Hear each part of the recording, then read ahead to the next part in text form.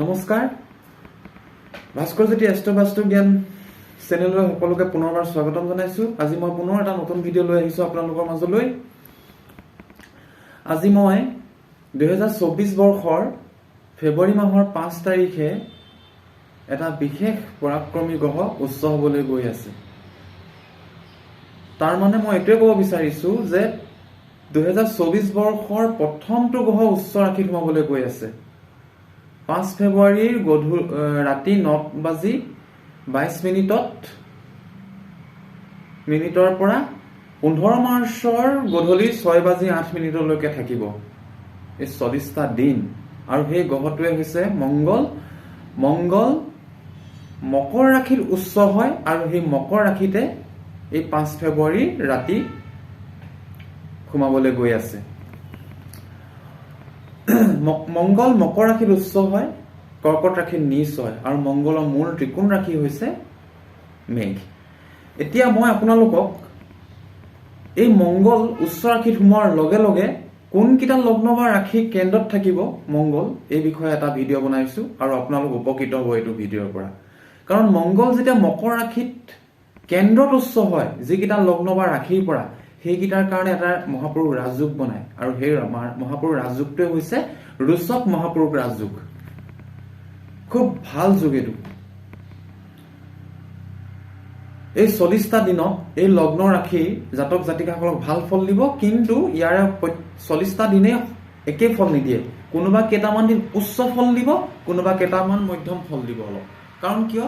গ্ৰহ ডিগ্ৰীকেলি লাহে লাহে ওপৰলৈ গৈ থাকে আৰু ওপৰলৈ গৈ গৈ শেষত যেতিয়া বৃদ্ধ অৱস্থা আৰু মৃত অৱস্থা পায়গৈ তেতিয়া গ্ৰহৰ পাৱাৰটো অলপ কমি যায়। তথাপিও কিন্তু শুভ ফল দিব। এতিয়া মই পোনপ্ৰথমে মংগলৰ কাৰকবোৰৰ কথা আপোনালোকক আগৰ ভিডিঅ'বোৰত কৈ আহিছিলোঁ। মংগলৰ কাৰকবোৰ আপোনালোকে এই ভিডিঅ'বোৰ চাই ল'ব। আৰু বৰ্তমান মই আজি পোনপ্ৰথম লগ্ন বা ৰাশিটো কৈছোঁ মেঘ লগ্ন বা মেঘ ৰাশি জাতক বা জাতিকা, এয়া পুৰুষেই হওক স্ত্ৰীয়ে হওক। কৰ্ম ভাৱত দশম স্থানত মংগলে মহাপুৰুষ ৰাজযোগ বনাইছে। কৰ্ম জীৱনত বহুত উন্নতি। কোনোবাই চাকৰিৰ বাবেও যদি আপোনালোকে ট্ৰাই কৰি আছে, চৰকাৰী চাকৰিয়ে হওক বা প্ৰাইভেট কোম্পানীয়ে হওক বা ব্যৱসায় ক্ষেত্ৰতে হওক, এই 40টা দিনত ফেব্ৰুৱাৰী 5 তাৰিখৰ পৰা মাৰ্চৰ 15 তাৰিখলৈকে আপোনালোকে সুযোগ গ্ৰহণ কৰক। মই চান্স ল'বলৈ কৈছোঁ যদি মংগল আপোনালোকৰ জন্মকুণ্ডলীত পীড়িত হৈ অহা নাই। মহাপুৰুষ ৰাজযোগ দিছে, উচ্চ ফল দিছে কৰ্মক্ষেত্ৰত। বহুত ভাল যুগ। চাকৰি কৰাসকল, চৰকাৰী চাকৰি কৰাসকলৰো বহুত ভাল। সুখ সুবিধা চব পাব, ধন টকা পইচা আহিব, কৰ্মক্ষেত্ৰত পৰাক্ৰম বৃদ্ধি পাব। শৰীৰৰ স্থানৰ স্বামী গৈ বহিছেগৈ দশম স্থানত। কৰ্ম কৰিবলৈ এলাহ ভাৱটো কমি আহিব আপোনালোকৰ। ধন টকা পইচা আহিব। চৰকাৰৰ চাকৰিৰ লগত জড়িত, চৰকাৰী চাকৰিৰ লগত জড়িতসকলৰ খুব ভাল, খুব শুভ মংগলময় যুগ।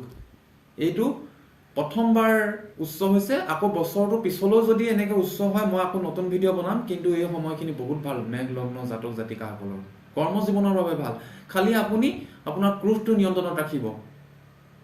এটা চতুৰ্থ দৃষ্টি পৰিছে লগ্নত, ক্ৰোধ আহিব পাৰে আৰু অধৈৰ্য। ক্ৰোধ আৰু অধৈৰ্য যদি নিয়ন্ত্ৰণত ৰাখে নিশ্চয় ভাল ফল দি যাব এই মংগলৰ উচ্চ ৰাশিত প্ৰৱেশে। আৰু তাতে আপোনাৰ কৰ্মস্থানত মই ইমানখিনিয়ে কৈ থৈছোঁ আপোনালোকক। যিকোনো ক্ষেত্ৰত সফলতাই পাব।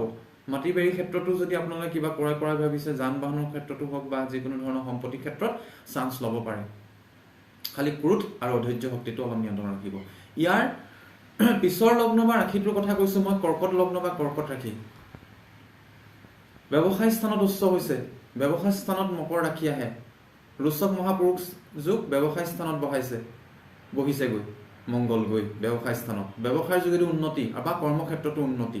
খালি আপুনি অধৈৰ্য আৰু ক্ৰোধটো নিয়ন্ত্ৰণত ৰাখিব। লগ্নত দৃষ্টি দিছে, সপ্তম দৃষ্টি। আৰু শিক্ষা ক্ষেত্ৰত যিসকল এইবাৰ আপোনালোকৰ HSLC দিব, HS ফাইনেল দিব, কৰ্কট ৰাশি বা লগ্ন জাতক জাতিকাসকলৰ যদি মংগল প্ৰীত হৈ অহা নাই নিশ্চয় খুব ভাল ফল দিব এইকেইটা দিনত। কাৰণ ফেব্ৰুৱাৰী 5 তাৰিখৰ বা 15 তাৰিখৰ ভিতৰত থাকিব এইটো যুগ। মংগল যদি আপোনাৰ উচ্চ হৈ আহিছে, ভাল হৈ আহিছে জন্মকুণ্ডলীত, নিশ্চয় ভাল ফল পাব। টেকনিকেল লাইনত যদি কোনোবাই শিক্ষা গ্ৰহণ কৰি আছে, টেকনিকেল লাইন মানে যিকোনো ধৰণৰ কাৰিকৰী লাইনে হওক বা ইঞ্জিনিয়াৰসকলৰ কাৰণে বহুত ভাল যুগ। কনষ্ট্ৰাকশ্যনৰ কামত যিসকল জড়িত হৈ আছে, কনষ্ট্ৰাকশ্যন মই কণ্ট্ৰেক্টৰ কিছুমান থাকে, বিল্ডিং বনায় বা এনেকুৱা ধৰণৰ বনায় কিবা কিবি, ব্যৱসায়ীসকলৰ বহুত ভাল যুগ। মংগল উচ্চ হৈছে ব্যৱসায়িক ঘৰত। কৰ্মজীৱনৰ কাৰণে ব্যৱসায় হওক চাকৰি হওক বহুত ভাল, আৰু কাৰিকৰী শিক্ষা হওক, ইঞ্জিনিয়াৰ হওক, শিক্ষাৰ্থীসকলৰ বহুত ভাল। কৰ্কট লগ্ন বা জাতক জাতিকাসকলৰ প্ৰেম যিসকলৰ হৈ আছে, বিবাহৰ যিসকল উপযোগী তেওঁলোকৰ প্ৰেম বিবাহ হ'ব, বা নতুনকৈ প্ৰেমো হ'ব। মংগলৰ বিভিন্ন ধৰণৰ দিশ আছে, কাৰোবাৰ প্ৰেম হ'ব, কাৰোবাৰ বিবাহ হ'ব, বিবাহৰ উপযোগীসকলৰ কোনোবাৰ পৰাক্ৰম বৃদ্ধি হ'ব, কোনোবাই যান বাহন কিনিব পাৰিব, এনেকুৱা ধৰণৰ যুগ। ৰোচক মহাপুৰুষ যুগ যেতিয়া কেন্দ্ৰত হয়, যিকোনো ক্ষেত্ৰতে মংগল গ্ৰহৰ লগত, কাৰকৰ লগত জড়িত বিষয়বস্তুবোৰত উন্নতি হয়, ভাল হয়। খালি ক্ৰোধ আৰু ধৈৰ্য, কাৰণ এইকেইটা কাৰক হয় মংগল, আমি নিয়ন্ত্ৰণ ৰাখিব লাগিব। ইয়াৰ পিছৰ ৰাশিটো বা লগ্নটোৰ কথা কৈছোঁ মই তুলা। সুখ সমৃদ্ধি, যান বাহন, মাটি বাৰী ক্ৰয়, কৃষি ভাগত এই স্থানত, চতুৰ্থ স্থানত মংগল উচ্চ হৈছে। ভাবক, সুখ সমৃদ্ধি, যান বাহন, মাটি বাৰী, কৃষি বিভাগ, ৰাজনীতি কৰাসকলৰ ক্ষেত্ৰত বহুত ভাল। কাৰো ধন টকা পইচা আহিব। কাৰোবাৰ যদি পৈতৃক সম্পত্তিৰ ক্ষেত্ৰত কিবা বিবাদ হৈ আছিল, এইটো সময়ত আপোনালোকক লগ দিব।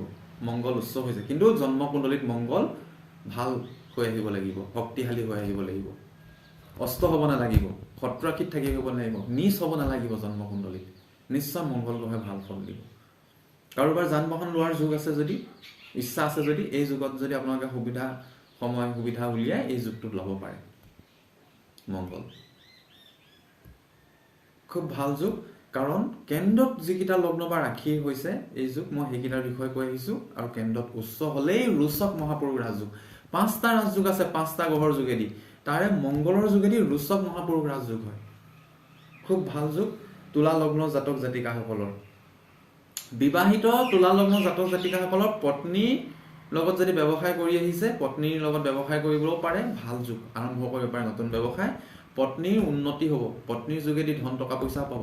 চাকৰিয়ালো থাকে কিছুমান বিবাহিত পুৰুষৰ পত্নীসকল, তেওঁলোকৰ যোগেদি বা পত্নীয়ে কিবা সম্পত্তিও ল'ব পাৰে, গাড়ী ঘোঁৰা তেওঁৰ নামত, মাটি বাৰী। এই মংগলে এই ক্ষেত্ৰত আপোনাক সহায় কৰিব বিবাহিতসকলক। আৰু বিবাহিত নোহোৱাসকলতো মই কৈছোঁৱেই, তেওঁলোকৰো মংগল যেতিয়া উচ্চ হৈছে তুলা লগ্নৰ জাতক জাতিকাসকলৰ, তেতিয়াহ'লে তেওঁলোকৰো প্ৰেমো হ'ব পাৰে। মংগল পৰাক্ৰমৰ কাৰক, প্ৰেমো কৰিব পাৰে, নতুন প্ৰেম হ'ব পাৰে। আৰু মই মংগলৰ দৃষ্টিৰ বিষয়ে নকওঁ, দৃষ্টিৰ বিষয়ে ক'লে সেইবোৰৰ লগত জড়িত আৰু বহুত কথা বহলাই ক'ব লাগিব। সেইকাৰণে মই আজি তুলা লগ্ন জাতক জাতিকাসকলৰো ৰোচক মহাপুৰুষ ৰাজযোগে মংগল মকৰ ৰাশিত উচ্চ হৈ ভাল ফল দি যাব। ইয়াৰ পিছৰ লগ্ন ৰাশিটোৰ কথা কৈছোঁ, এইটো হৈছে মকৰ লগ্ন বা মকৰ ৰাশি। এই লগ্ন জাতক জাতিকাৰ লগ্নতে হৈছে, লগ্ন যিটো শৰীৰ হয়, শৰীৰত খং, ক্ৰোধ, অধৈৰ্য, এইকেইটা 3টা বস্তুৰ ওপৰত আপুনি নিয়ন্ত্ৰণ ৰাখক।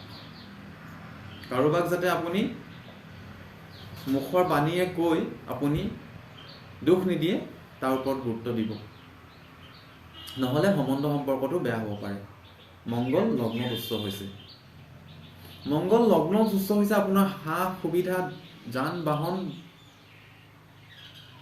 কৃষি বিভাগ বা মাটিৰ লগত জড়িত কৰ্মৰ স্বামী হয় লগ্ন উচ্চ হৈছে। তাৰমানে এইকেইটা বিভাগত আপুনিও যান বাহন ক্ৰয় কৰিব পাৰে, মাটি ধন সম্পত্তি ক্ৰয় কৰিব পাৰে। খুব ভাল আপোনালোকৰ। তাৰপিছত একাদশ ভাৱৰ স্বামী হয় লগ্নলৈ আহিছে, আয় হ'ব, ধন টকা পইচা আহিব। ঘৰৰ কোনোবা ডাঙৰ ককায়েক বায়েকৰ পৰা ধন লাভৰ যোগ আহিব, পৰাক্ৰম বৃদ্ধি পাব আপোনাৰ। খালি ক্ৰোধ আৰু অধৈৰ্য শক্তিটো যাতে বেছি হৈ নাযায়, তাৰ ওপৰত গুৰুত্ব দিব। মংগল লগ্নত থাকিলে মানে যিকোনো জাতক জাতিকা পৰাক্ৰম বৃদ্ধি পায়। খালি এটাই মংগল দুখ লাগে, মংগল দুখটো হৈছে খং ক্ৰোধ। সেইকাৰণে মংগলৰ এই 4টা লগ্ন বা ৰাশিৰ কাৰণে বহুত ভাল। 5 নম্বৰ লগ্ন ৰাশিটো হৈছে বৃশ্চিক লগ্ন বা বৃশ্চিক ৰাশি। এইটোৱে ৰাজযোগ পাব, সামাজিক মাধ্যমৰ যোগেদি উন্নতি হ'ব। Facebook, WhatsApp, YouTube, Twitter, Instagram, এইবোৰত যোগেদি আপোনাৰ পৰাক্ৰম বৃদ্ধি পাব। এইবোৰৰ যোগেদি প্ৰেম হ'ব পাৰে। আপুনি কৰ্ম কৰিবলৈ আপোনাৰ উৎসাহ বাঢ়িব। এনেকুৱা ধৰণৰ যুগ এটা বৃশ্চিক লগ্ন বা ৰাশি জাতক জাতিকাৰ দিছে। এইটো কিন্তু 5 নম্বৰ লগ্ন বা ৰাশিৰ কথা কৈছোঁ। কিন্তু আগৰ 4টা কিন্তু মহাপুৰুষ ৰাজযোগ, মহাপুৰুষ ৰাজযোগ। আগৰ 4টা লগ্ন বা ৰাশিৰ জাতক জাতিকাৰ এইটো কিন্তু এটা ৰাজযোগ, আৰু এই মহাপুৰুষ ৰাজযোগ নহয় এইটো। কিন্তু লগ্নৰ স্বামীৰ কাৰণে এই ক্ষেত্ৰত ভাল আৰু পৰাক্ৰম বৃদ্ধি পাব আৰু ছ'চিয়েল মিডিয়াৰ যোগেদি আপোনাৰ উন্নতি এনেকুৱা ধৰণৰ দেখুৱায়। এতিয়া মংগল চব এটা কাৰকত্বৰ বিষয়ে কৈছোঁ, গৃহ বিভাগৰ কাৰক হয়। এতিয়া পুলিচ ডিপাৰ্টমেণ্টটো বিৰাট শক্তিশালী হৈ আহিব, পুলিচ ডিপাৰ্টমেণ্টে পৰাক্ৰমে কাম কৰিব। আৰু মংগল আকৌ উগ্ৰপন্থীৰো কাৰক হয়। মংগল যাৰ নিচ হৈ আহে, যাৰ অস্ত হৈ আহে, সিহঁতি চুৰ স্বভাৱৰো হয়। মংগল পীড়িত জাতক জাতিকা উগ্ৰপন্থীও হয়। সেইকাৰণে উগ্ৰপন্থীও কিবা খবৰ আহিব পাৰে, হোম ডিপাৰ্টমেণ্টে উগ্ৰপন্থী বিৰোধী অভিযান চলাব পাৰে। এনেকুৱা ধৰণৰ কিছুমান খবৰ আমি এতিয়া পাই আহিছোঁ। আৰু এই 40টা দিন 5 ফেব্ৰুৱাৰীৰ পৰা 15 মাৰ্চলৈকে এনেকুৱা যুগ আহিব। সেইকাৰণে আপোনালোকে সাৱধান হ'ব যাতে কোনো ধৰণৰ পুলিচৰ লগত বাদ বিবাদ নহয়, নিজকে বচাই ৰাখিব। মংগল পীড়িত জাতক জাতিকাসকলে এই ক্ষেত্ৰত সাৱধান হ'ব।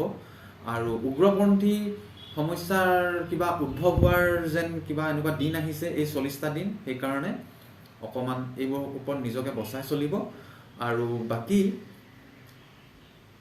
কাৰোবাৰ চাকৰি হ'ব পাৰে এইটো যুগত, কাৰোবাৰ ধন টকা পইচা আহিব পাৰে, কোনোবাই মাটি সম্পত্তি যান বাহনো ক্ৰয় কৰিব পাৰে। এই 4টা লগ্নৰ ৰাশি জাতক জাতিকাসকলৰ কিন্তু এইটো ৰাজযোগ প্ৰথম 2024 বৰ্ষত হৈছে মংগল গ্ৰহৰ দ্বাৰা। আৰু কিবা ৰাজযোগ আহিব আগলৈ, তেতিয়া কি ৰাজযোগ হয় মই ক'ম। মোৰ চেনেলটো ছাবস্ক্ৰাইব কৰিব, শ্বেয়াৰ কৰিব, নটিফিকেশ্যন বেলটো অল কৰি ৰাখিব আৰু আপোনালোকে কমেণ্ট পাছ কৰিব আৰু আপোনালোকে বিস্তাৰ কৰি দিয়ক মোৰ চেনেলৰ কথা। মই জ্ঞান এইভাগে আপোনালোকক দি যাম জ্যোতিষশাস্ত্ৰ। ইয়াৰ যোগেদি আপোনালোকৰ বহুখিনি লাভ হৈছে বুলি ভাবিছোঁ। মোৰ ডেছক্ৰিপশ্যনত সকলোখিনি দিয়া আছে, মোক কণ্টেক্ট কৰিব পাৰে। জন্মকুণ্ডলী অধ্যয়ন কৰালেহে প্ৰকৃত তথ্যবোৰ আহিব গ্ৰহগতিৰ। এয়া এটা গোচৰীয় প্ৰভাৱ। গোচৰীয় প্ৰভাৱত যেতিয়া গ্ৰহ এনেকৈ আহে উচ্চ ৰাশিত সোমায় কিন্তু ভাল ফল দি যায়। উচ্চ ৰাশিত থকা গ্ৰহে সদায় 70-80% ফল দিয়ে। সেই গতিকে মই এইটো খুব ভাল যুগ ৰাখিছোঁ আৰু মই বিশেষ বহলাই নকওঁ। আজিলৈ মই ইমানখিনিয়ে ক'লোঁ। মংগল গ্ৰহৰ লাভ লওক, সকলো সতৰ্ক হৈ থাকক। আহিবলগীয়া নতুন ভিডিঅ'লৈ অপেক্ষা কৰক। নমস্কাৰ।